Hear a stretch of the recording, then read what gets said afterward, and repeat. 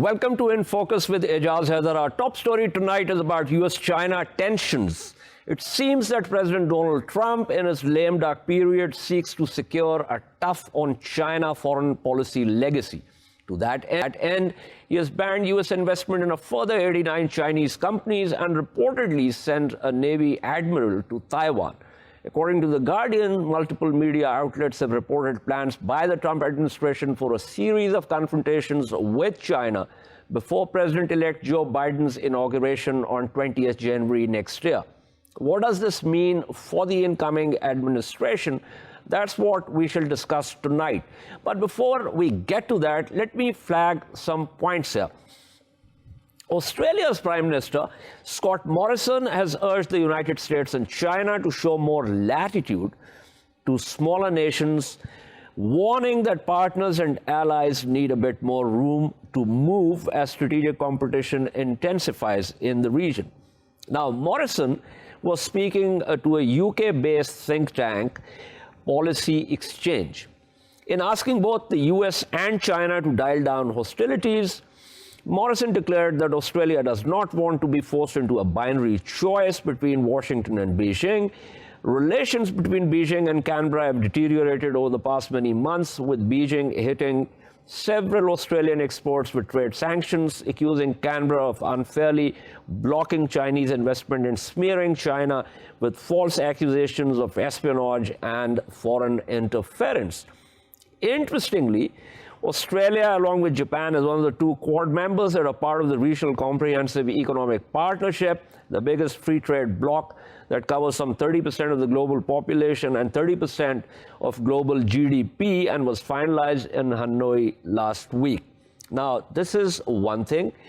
The other issue is, of course, the reported visit to Taiwan of a U.S. Navy admiral. China's foreign ministry said on Monday that China firmly opposes any military relations between Taipei and Washington. Now, this story was put out by Reuters, and neither side, as in neither the United States nor Taiwan, has confirmed it officially.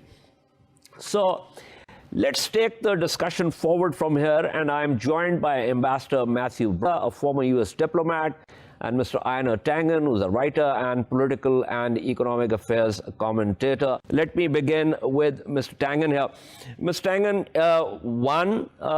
your comment about what's being said about, Trump's idea to leave a legacy.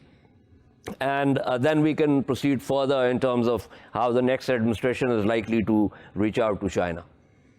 Well, quite frankly, it's not so much a legacy as trying to box the Biden administration in. He wants to do as much damage as possible with an eye towards 2024, whether it's him or one of his acolytes like Pompeo. I think the desire is to, literally try to put as much heat on the Biden administration as possible. Right. So it's interesting that you say this, because one of the articles, recent articles in the South China Morning Post says, and it's actually headlined, "Don't assume U.S.-China relations will get better under Joe Biden." And this is essentially quoting Zheng Yongnian, I hope I'm pronouncing the name correctly, who has advised President Xi Jinping with reference to how to deal with the incoming administration. Yeah, well, quite frankly, it's expected that Biden will put more political heat on China and back away a little bit from the economic and also this kind of security, these provocations, which what China sees as provocations in the South China Seas, ramping up the Quad and things like that. But they expect it to be quite fierce. They know that he's going to get together a group of what he thinks are like-minded democracies, and that they're going to try to put peer pressure on China. It's preferable to any kind of, security or warfare outbreak. But there are no illusions here. They believe, quite frankly, that the pressure will continue.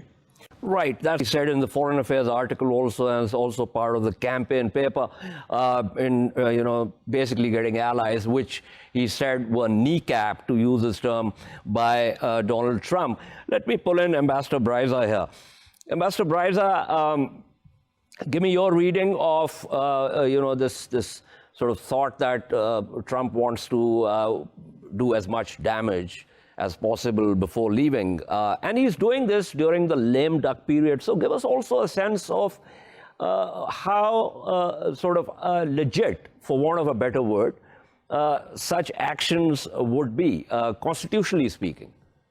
Well, in terms of foreign policy, constitutionally speaking, the president does have the lead in the U.S. government, and really, can do what he wants. He can, if he were to declare war, of course, that has to be confirmed by the Senate.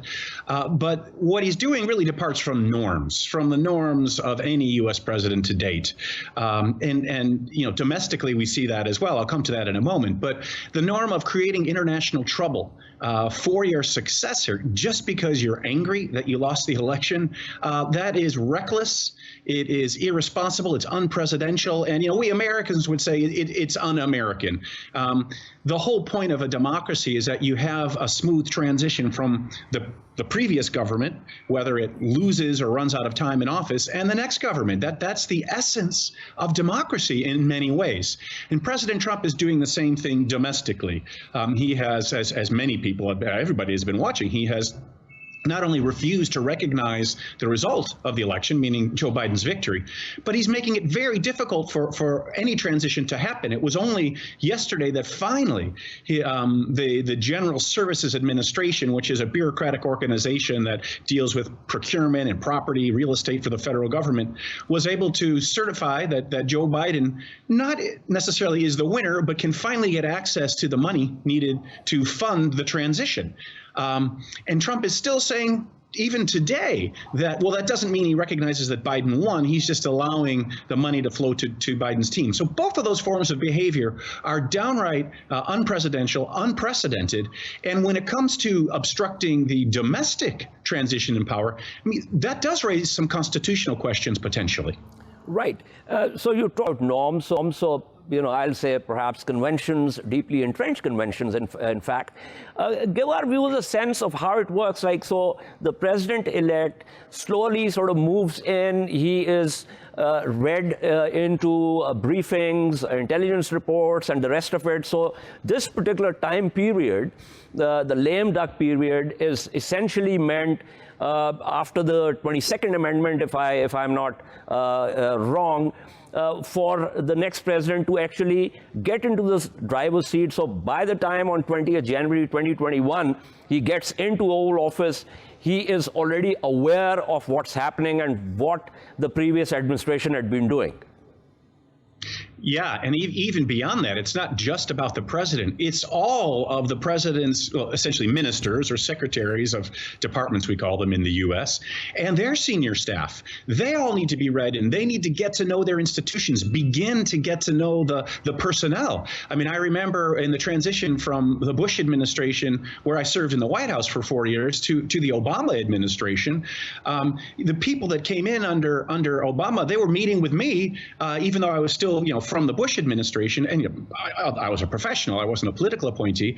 But in November, late November and December, we had extensive discussions. Yeah, you have to get this massive machinery of the U.S. government ready to shift to the new leadership. And that means even more than just gaining information. The people need to get to know each other. And so what happens is the new team in any of our ministries, they actually set up offices very often in the ministry itself. We call that the transition team. And in the State Department, there's a large suite of offices that's always allocated all the time just to that transition team. Yeah. Right. I'll come back to you, Ambassador Bryza, with a couple of questions with reference to President Joe Biden's incoming team. Let me go back to Mr. Tangen here. Mr. Tangen, you've heard what Ambassador Bryza has said, so there's a bit of that sort of, typical Trumpian approach to this, which is perhaps grounded more in his election loss than anything else. But there's also a sense, and since I quoted Scott Morrison here, there's also a sense within the region that China is also, projecting its economic muscle also, its military muscle also. Indonesia is kind of reorienting some of its naval armada. The stories have been out with reference to possible threat from the Chinese Navy. So give us a sense of how China can alleviate those fears by the littoral states in the region.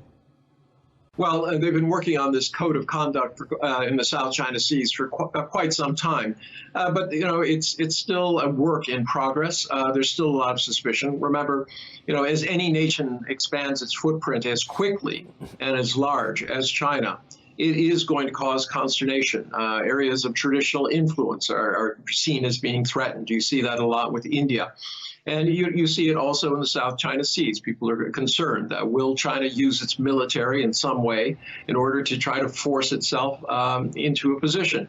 But I highly doubt that. I mean, the whole fact that they're going through this process of signing these very consequential trade pacts, trying to increase regionalism, the Belt and Road Initiative, the Asian Infrastructure Investment Bank, these all argue that China is, in fact, trying to get along, and that perhaps a lot of the fears about any kind of militaristic action are unfounded, because to date, there has been no aggressive military action by China in terms of forcibly trying to take over any kind of land, part or basis or anything like that, no attacks, etc. Whereas if we look at the U.S., it's been a little bit of a different story. Right.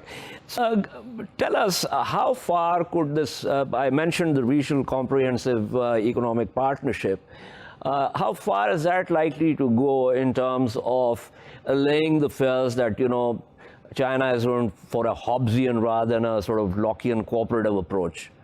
Well, I think it goes a long way, especially in the timing. I think what you're seeing is people looking past the pandemic, hopefully the health issues, towards the economic ones. And, things are in a very tight bind. You do need trade. I think everybody outside the United States, outside Trump, knows that there has to be, free, fair, open trade, and there has to be some sort of rules-based entity to oversee that. The WTO, it's been hampered. The U.S. has not appointed any judges in quite some time. In fact, has prevented them. It's down to one judge serving there. That means that they cannot hear any cases because 3 judges are required.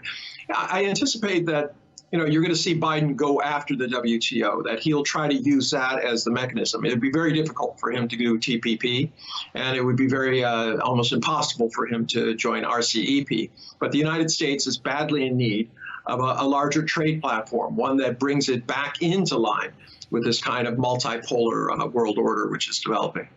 Right. They have the TPP. I mean, Obama's entire pivot to Asia policy, I mean, one of the central planks, and Trump pulled out of that. And, ironically, the others put together what they now call the Comprehensive Progressive Trans-Pacific Partnership.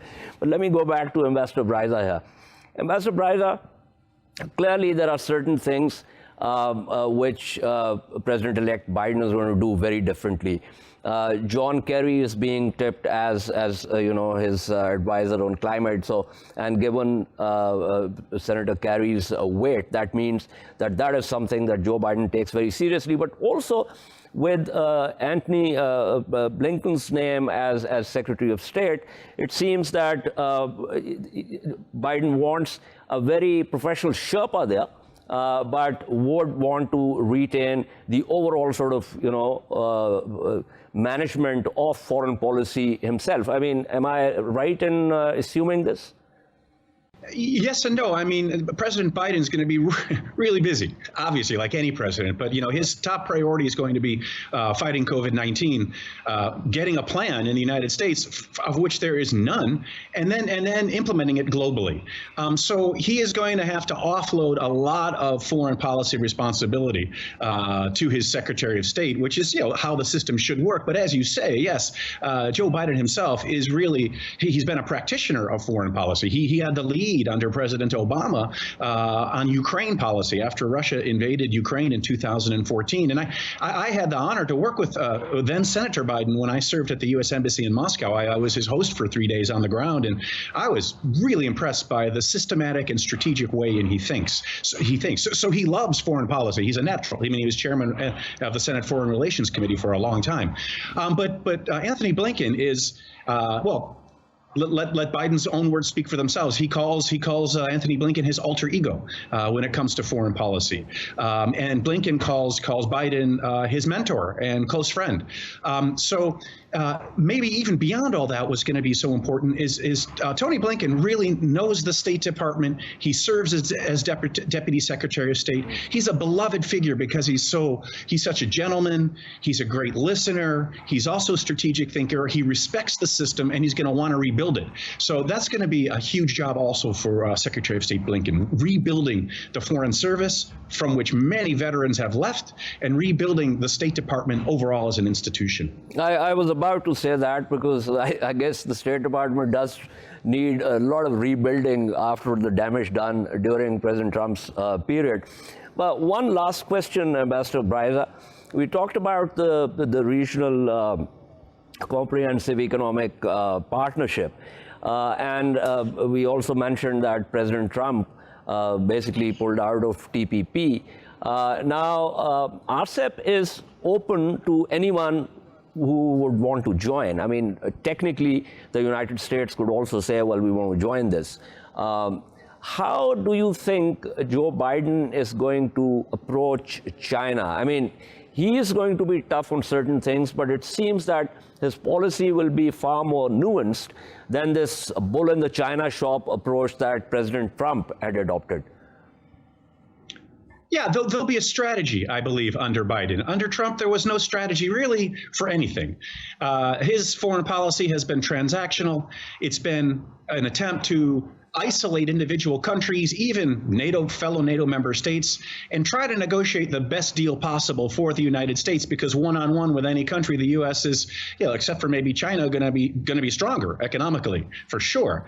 And I think Biden will have a strategy that is all about multilateral diplomacy. And when it comes to China, it will be about working with our allies on our side, with NATO at the center, although not for a trade negotiation, but I mean our European allies and Canada together with us, forming a more united negotiating front, rather than going to trade war with both China and the EU at the same time, as Trump did, which meant he undercut so much U.S. leverage. So, yeah, I think Biden will be tough on China on many of the same issues as Trump was, but his overall strategic approach will be different, and certainly the style will be different. The bombast will be gone, and we'll have a much more sort of polite foreign policy. And I don't take that lightly. I mean, in diplomacy, very often people say, well, you're speaking diplomatically, as if that means you're speaking dishonestly. For me, speaking diplomatically, right, it means you get your message across without your counterpart putting up any filter,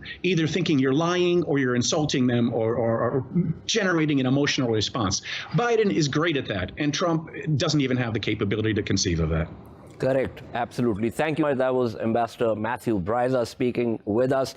Let me go to Mr. Tangen for a final question. Mr. Tangen, give us a sense of how China is looking at the Biden administration. As we just mentioned, there's going to be tough issues, but there's going to be a change in style. There's going to be a more nuanced approach. Do you think that Beijing is aware of that and will use that to its advantage in terms of, putting across its point of view and seeking cooperation rather than the kind of conflictual model that Trump was throwing up? Well, absolutely. First off, these are all seasoned players. There are existing back channels to these people. So it's not going to be easy, but at least it will be civilized. And that is the real big difference when you're dealing with somebody like Pompeo, who is, literally the bull in the China shop. There's no talking. He just talks at you and says, he's going to basically blow you up if you don't do exactly as he says. So, but one of the things that Biden's going to be facing here, and China realizes it, is that there was only 83,000 votes. If you count up the 4 states, that were necessary, that if Trump had gotten, he would have won. A little under 83,000 votes. So it brings into the question, where is the U.S. a reliable partner? Can you rely on them? Can you start saying, okay, things are going to change. We're not going back to this kind of Trumpian future again. And it's not clear that that's the case. And by bringing in all of these seasoned veterans, yes, it's going to calm the waters. But remember, many of the 73 million people who voted are in essence voting against the establishment. Donald Trump still is the anti-establishment candidate. He makes that clear every single time. And there's a real sense, there's a real wonder here what that means. Does bringing in all these previous elites, is that going to, get the blood boiling of these people who came out for Donald Trump and cause something to change, change back in 4 years? So whether it's Trump or somebody like him, that's the real fear that China has at this point. Absolutely, and that's a smaller question. Thank you so much. That was Mr. Einar Tangen speaking with us. I'm also joined by George Szamuely, Senior Research Fellow at the Global Policy Institute. Professor Szamuely, thank you for being with us. We're discussing the fact that it seems that Trump, in the lame duck period, is trying to sort of disrupt the entire sort of U.S. China relations by doing certain things and kind of binding, incoming president-elect into something that, it would be difficult for him to unravel. Give us a sense of how you look at this and how you feel there's going to be any change, if at all, after President-elect Joe Biden takes office next year. Well, I think disrupt is a little unfair. I mean, he's continuing with a confrontational, should we say, policy towards China that he ran on in 2016 and has pursued during his term in office. He had promised to renegotiate trade agreements. He has promised to challenge Chinese companies operating in the United States, and he has done that. As for the incoming Biden team, I really don't think they have too many ideas. It's been a remarkable campaign in which Biden had pretty much given a free pass by most of the media, who seemed happy with the campaign that was based essentially on his saying he isn't Trump. Trump is to blame for everything, and once I'm in, everything will return to normal, and the happy times will be back. So now that he apparently will be in office very shortly, he's kind of floundering around trying to think of a China policy, but it isn't clear at all what that policy would entail. Presumably, he wouldn't want to go back to an era in which Americans were losing jobs to China. Manufacturing industry was leaving the United States. He wouldn't want to go back. So one would assume that he would want to continue with a kind of a confrontational policy, at least on trade, and have to pursue something along the lines that Trump did, which is to renegotiate trade agreements in a way that they would be more favorable to the United States. But to be honest, the people around Biden are much more focused on Russia. I mean, they have a real bee in their bonnet about Russia, and they're much more interested in confronting Russia than they are about China. And that's why I just don't think they have too many ideas, really, as to what they're going to do about China. It's very interesting that you that, because it seems that, the previous speakers were also saying this, that his policy towards China, while it's going to be tough on certain issues and not very different from Trump as far as the issues themselves are concerned, but it'll be more nuanced and the dialogue will be more civilized. But now that you mention Russia, Biden himself was the point person for Obama on Ukraine. And so he, this is, with reference to Crimea and the rest of it, and eastern Ukraine. So you believe that there's going to be a tougher approach towards Russia, and If that is so, in what way would the U.S. be putting the heat on Moscow? I do think that there would be a much more confrontational policy toward Russia. One immediate area in which a confrontation is likely to take place will be in Syria. The apparently incoming Secretary of State, Antony Blinken, has explicitly promised that he will revive the regime change operation undertaken by Obama against the government of Bashar al-Assad. If he does do that, I think that is likely to lead to a confrontation with Russia. So that's one area where we should see danger. Another area, I think, is Ukraine. And there, I think it's quite possible that the Biden team will encourage the Kiev government to launch some kind of military offensive in the east, which again will directly lead to an armed confrontation with Russia, not because the Biden team think that Ukraine has any chance of winning any kind of a war there, but that it gives Russia headaches. And I think that's what they're really about, just to give Russia headaches. And I think another area would be the Caucasus. There is now a peace agreement between Armenia and Azerbaijan, but since neither state is very happy with the agreement that's been signed, both would obviously be very amenable to entreaties by the United States to restart their conflict. Armenia in particular, which is very aggrieved, and would obviously be very welcoming towards some encouragement from the Americans to restart the war. So that's three areas. Maybe also in the Baltics, where there's extensive U.S. military presence there. It gives Russia headaches because it's very close to St. Petersburg, and the more that the U.S. military is active there, the more headaches it provides to the Russians. So I think those are the areas that we should be looking for. But I think also in terms of the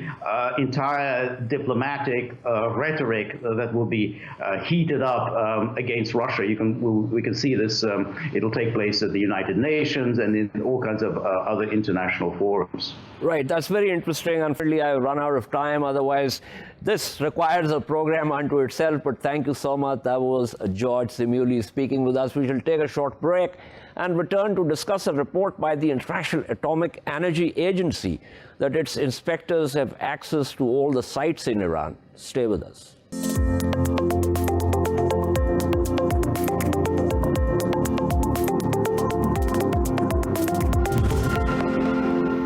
Welcome back to In Focus. Our second story tonight is about a report by the International Atomic Energy Agency, the nuclear watchdog, that its inspectors have access to all the nuclear sites in Iran.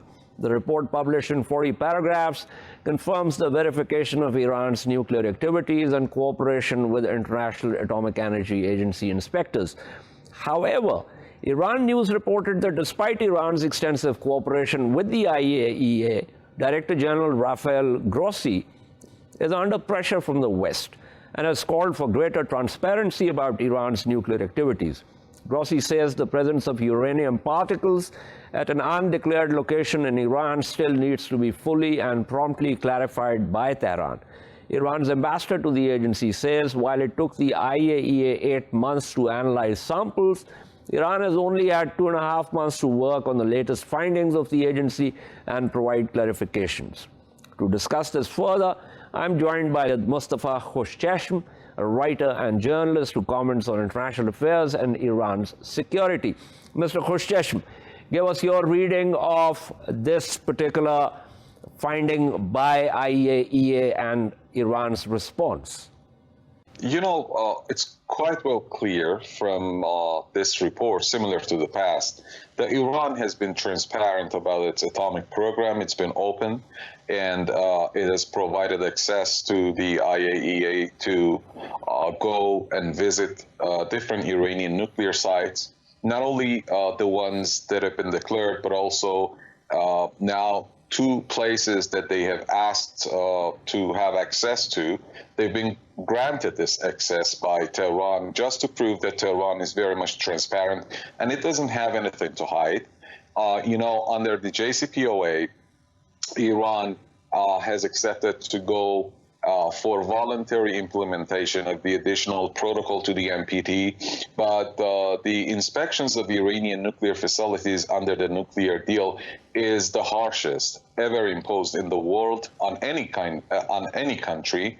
And according to Iranian officials, some 80% of uncalled visits carried out under the additional protocol to the NPT throughout the world in the last 1 year have been carried out in Iran.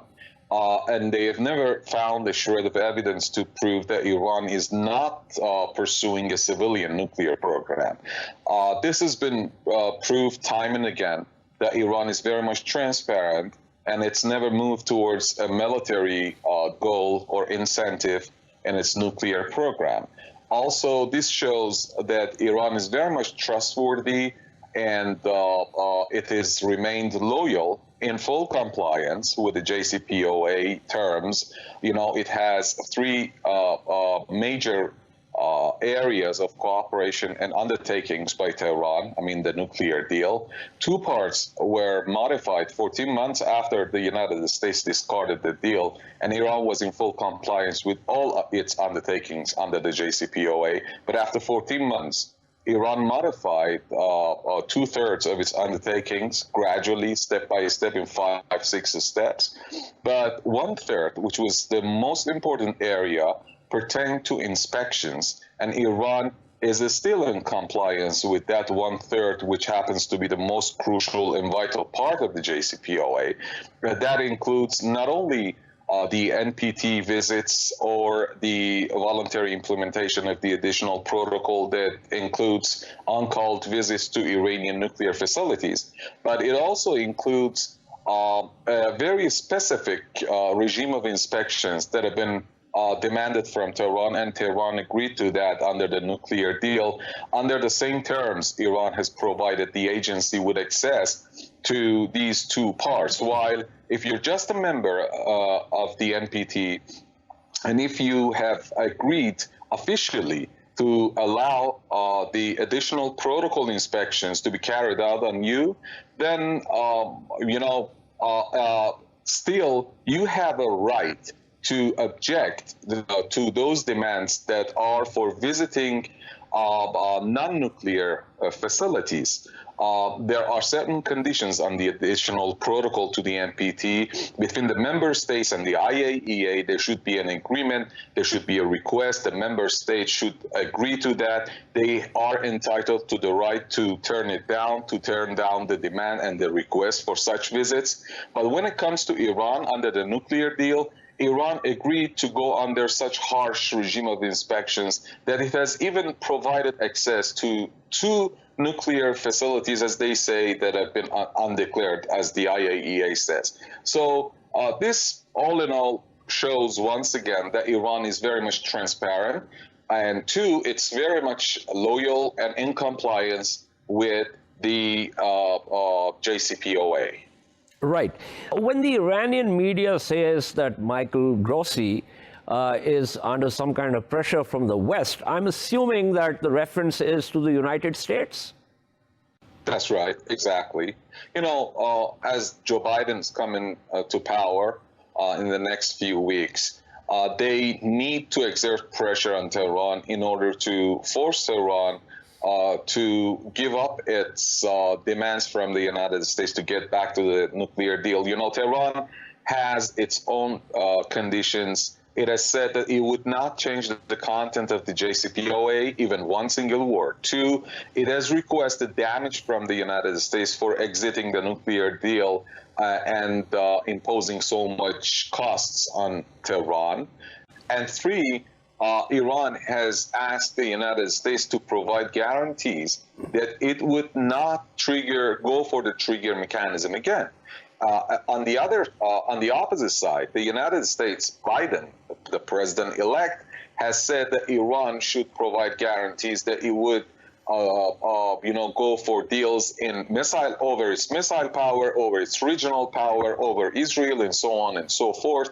And its first prerequisite is that they would not get back to the JCPOA unless Tehran agrees to negotiations over the sunset clauses. Sunset clauses means the limitations that have been imposed on Iran's nuclear program, and Iran has been in full compliance and has done that already. So they want major change to half of the JCPOA. That is much, actually. Tehran has rejected that offer. So now they are standing on two opposite sides and coasts of an ocean. So very clearly, one of these two sides should give up some of its demands. And while Tehran says it should be Joe Biden wants more and more pressure on Tehran to agree to its terms, to President-elect Joe Biden's terms. So the last time there was a nuclear deal and there were so many hues and cries about Iran, much of the job was carried out by the IAEA. IAEA proved to be an instrument in the hands of the United States. Why? Because they never found any kind of evidence about Iran's nuclear program, but for 2 decades, roughly 2 decades, maybe 15, 16 years, they were making hues and cries about Iran's clandestine or suspicious incentives. And after all those hues and cries, they never found any shred of evidence. The final report and the final agreement that was struck on the eve of the nuclear deal between Iran and the IAEA wrapped up the PMD, possible military dimensions case of Iran's nuclear program. The IAEA testified that Iran has never moved in pursuit of a military nuclear program. So once again, it seems that as the debates over the JCPOA are heightened, and there are more and more debates about how the United States would approach the JCPOA.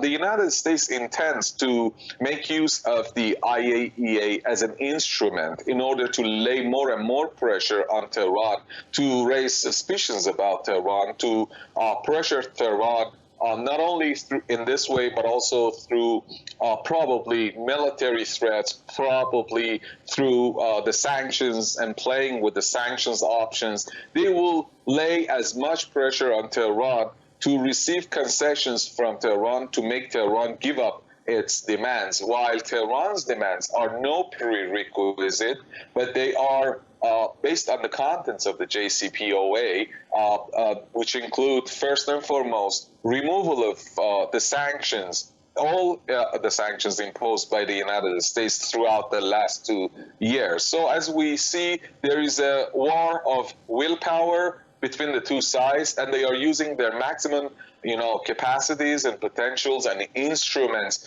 in order to make the other side abide by their own terms. Absolutely. Thank you so much. That was Syed Mostapha Khoshcheshm speaking with us.